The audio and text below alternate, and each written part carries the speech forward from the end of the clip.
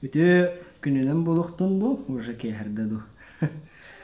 Бүгін сегодня мы почитаем сказку для наших маленьких, самых-самых маленьких. Сказка «Аленький цветочек». Еще чуть-чуть подождем, примерно 2 минуточки.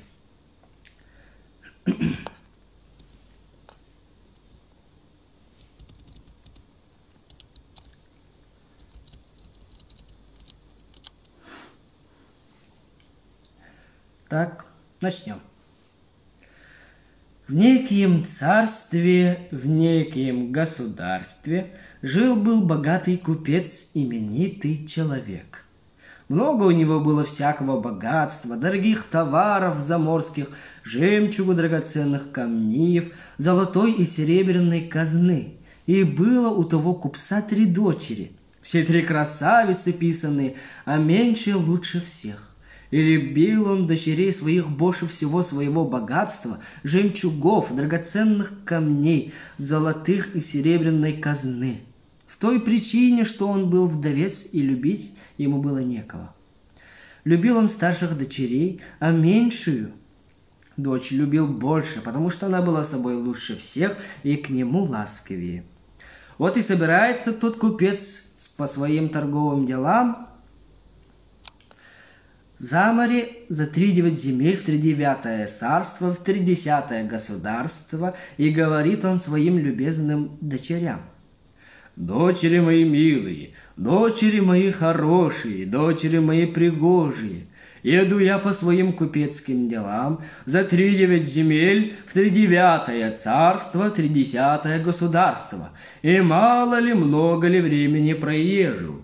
Не ведаю и не взыскаю я вам жить без меня честно и смирно, и коли вы будете жить без меня честно и смирно, то привезу вам такие гостинцы, каких вы сами захотите, и даю вам сроку думать на 3 дня, и тогда вы мне скажете, каких гостинцев вам хочется». Думали они 3 дня и 3 ночи. И пришли к своему родителю, и стал он их спрашивать, каких гостинцев желают. Старшая дочь поклонилась отцу и говорит: «Государь ты мой, батюшка родимый, не вози ты мне золотой и серебряной парчи, ни мехов черного соболя, ни жемчуга бурмицкого, а привези ты мне золотой венец из камней самоцветных, и чтобы был от них такой свет, как от месяца полного, как от солнца красного, и чтобы было от него светло в темную ночь, как среди дня белого». Честной купец призадумался и сказал потом: «Хорошо, дочь моя милая, хорошо и пригожая, привезу я тебе таковой венец. Знаю я за морем такого человека, который достанет мне таковой венец. А есть он у одной королевишни заморской, а и спрятан он в кладовой каменной, а и стоит та кладовая в каменной горе, глубиной на 3 сажени, за 3 дверями железными, за 3 замками немецкими. Работа будет немалая, да для моей казны супротивного нет». Поклонилась ему в ноги дочь средняя и говорит: «Государь ты мой, батюшка родимый, не вези ты мне золотой и серебряной парчи, ни черных мехов соболя сибирского, ни ожерелья, ни жемчуга бурмицкого, ни золота венца самосветного, а привези ты мне туалет из хрусталя восточного, цельного, беспорочного, чтобы, глядя в него, видела я всю красоту поднебесную, и чтобы, смотрясь в него, я не старилась, и красота моя девичья прибавлялась». Призадумался честной купец, и, подумав, мало ли, много ли времени, говорит ей таковые слова: «Хорошо, дочь моя, перевезу я тебе туалет. Достану я тебе таковой хрустальный, а есть он у дочери короля персидского, молодой королевишны, красоты несказанной, неописанной и негаданной. И схоронен тот туалет в терему каменном, высоком, и стоит он на горе каменной, вышина той горы в 300 сажен, за 7 дверями железными, за 7 замками немецкими, и ведут к тому терему ступеней 3000, и на каждую ступень стоит по воину персидскому, и день и ночь саблею наголо болотную, и ключи от тех дверей железных носит королевишна на поясе. Знаю я за морем такого человека, и достанет он мне такой туалет. Потяжелее твоя работа, сестрины, да для моей казны супротивного нет. Поклонилась многие отцу меньшая дочь и говорит таково слово. Государь ты мой, батюшка родимый, не вози ты мне золотой и серебряной парчи, ни черных соболей сибирских, ни ожерелья бурмейского, ни венца самосветного, ни туалета хрустального, а привези ты мне аленький цветочек, которого в краше не было на белом свете. Призадумался честной купец крепче прежнего. Мало ли, много ли времени он думал, да подлинно сказать не могу. Надумавшись, он целует, ласкает, приголубливает свою меньшую дочь любимую и говорит таковые слова. «Ну, задала ты мне работу потяжелее сестриных. Коли знаешь, что искать, то как не сыскать, а как найти-то, чего сам не знаешь. Аленький цветочек не хитро найти. Да как же узнать мне, что краше его нет в белом свете? Буду стараться, а на гостинце не взыщи». И отпустил он дочерей своих хороших, пригожих, в ихние терема девичьи. Стал он собираться в путь, водороженьку в дальние края заморские. Долго ли, много ли он собирался, я не знаю и не ведаю. Скоро сказка сказывается, не скоро дело делается. Поехал он в путь водороженьку. Вот ездит честной купец по чужим сторонам заморским, по королевствам невиданным. Продает он свои товары втридорого, покупает чужие втридешевле, он меняет товар на товар, и того сходней со придачей серебра до золота. Золотой казной корабли нагружает, да домой посылает. Отыскал он заветный гостиниц для своей старшей дочери, венец с камнями самосветными, а от них светло в темную ночь, как бы в белый день. Отыскал заветный гостиниц и для своей средней дочери, туалет хрустальный, а в нем видна вся красота поднебесная, и смотрит в него девичья красота не стареется, а прибавляется. Не может он только найти заветного гостинца для меньшей, любимой дочери, аленького цветочка, краше которого не было бы на белом свете. Находил он в садах царских, королевских и султановых много аленьких цветочков, такой красоты, что ни в сказке сказать, ни пером написать. Да никто ему порыка не дает, что краше такого цветка нет в белом свете. Да и сам он такого не думает.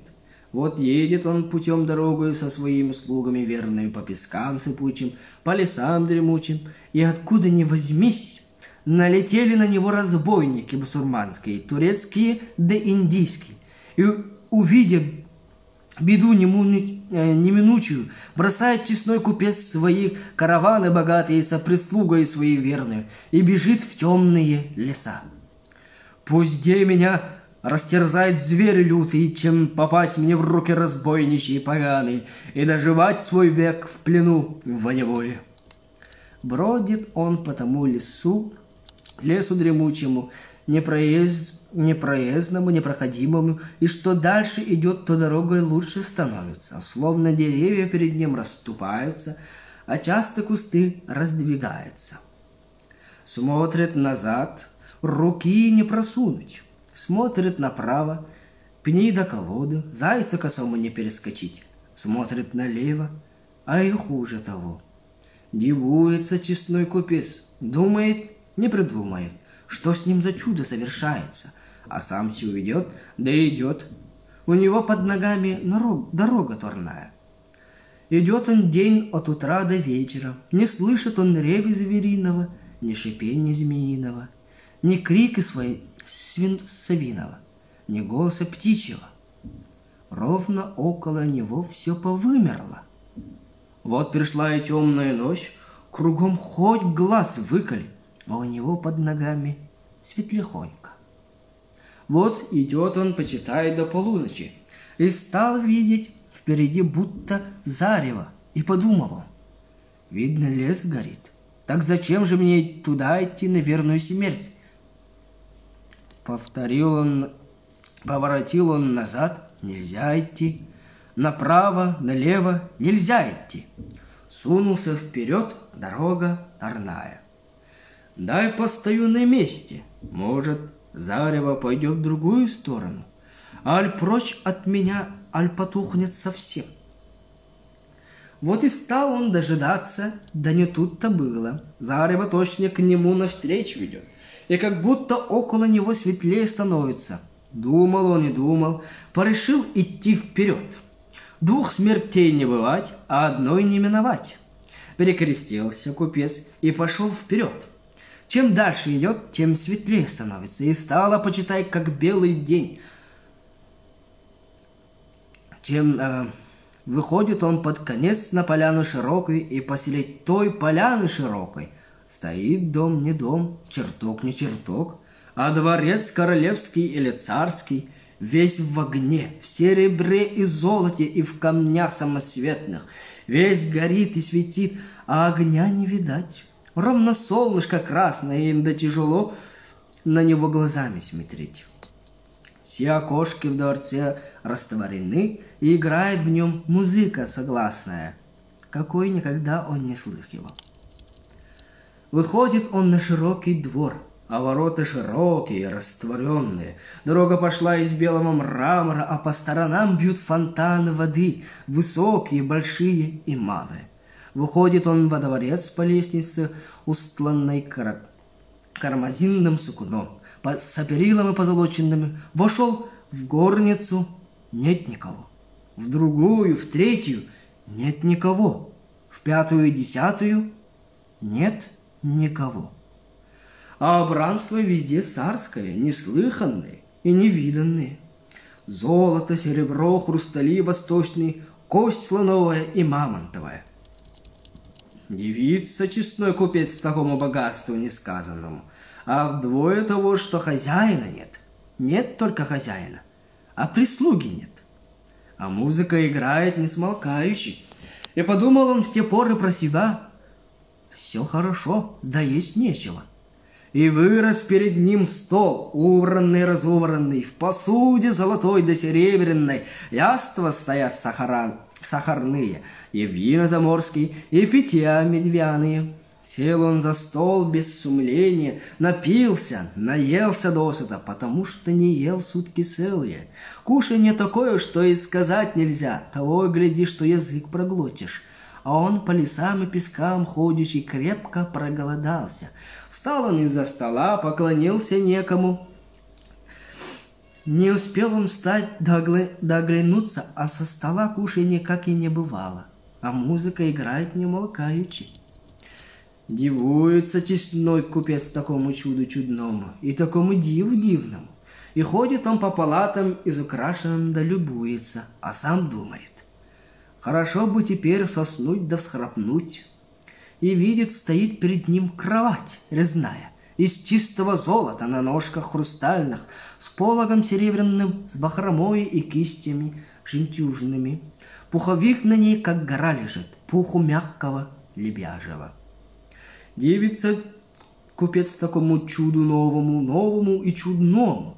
Ложится он на высокую кровать, задергивает полог серебряный и видит, что он тонок и мягок, будто шелковый. Стало в палате темно ровно в сумерки, и музыка играет будто издали. И думал он: эх, как бы мне дочерей хоть во сне увидать. И заснул в ту же минуточку. Просыпается купец, а солнце уже взошло выше дерева стоячего. Проснулся купец, а вдруг опомниться не может. Всю ночь видел он во сне дочерей своих любезных, хороших и пригожих, и видел он дочерей своих старших. Старшую и среднюю что они веселехоньки, а печально одна дочь меньшая, любимая. Что у старшей и средней дочери есть женихи богатые, что собираются они выйти замуж, не дождавшись его благословения отцовского. Меньшая же дочь, любимая красавица писаная, о женихах и слышать не хочет, покуда не воротится ей родимый батюшка. И стало у него на душе и радостно, и нерадостно. Встал он со кровати высокой, платье ему все приготовлено, а фонтан воды бьет в чашу хрустальную. Он одевается, умывается, и уж новому чуду не дивуется. Чай и кофе на столе стоят, и при них закуска сахарная.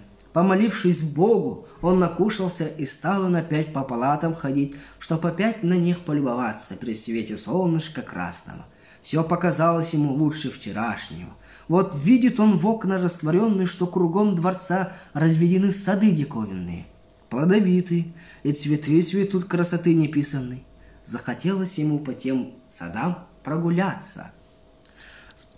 Сходит он по другой лестнице из мрамора зеленого, из малахита медного, с перилами позолоченными, сходит прямо в зеленые сады.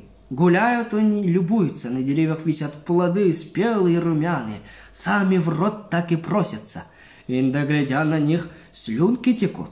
Цветут распрекрасные, махровые, пахучие, всякими красками расписные. Птицы летают невиданные, словно по бархату зеленому, пунцовому золотом и серебром выложенные. Песни поют райские, фонтаны воды бьют высокие, им доглядеть на них в вышину голова запрокидывается. И бегут, и шумят ключи родниковые по голодам хрустальным. На этом пока все. Продолжение будет в следующий раз.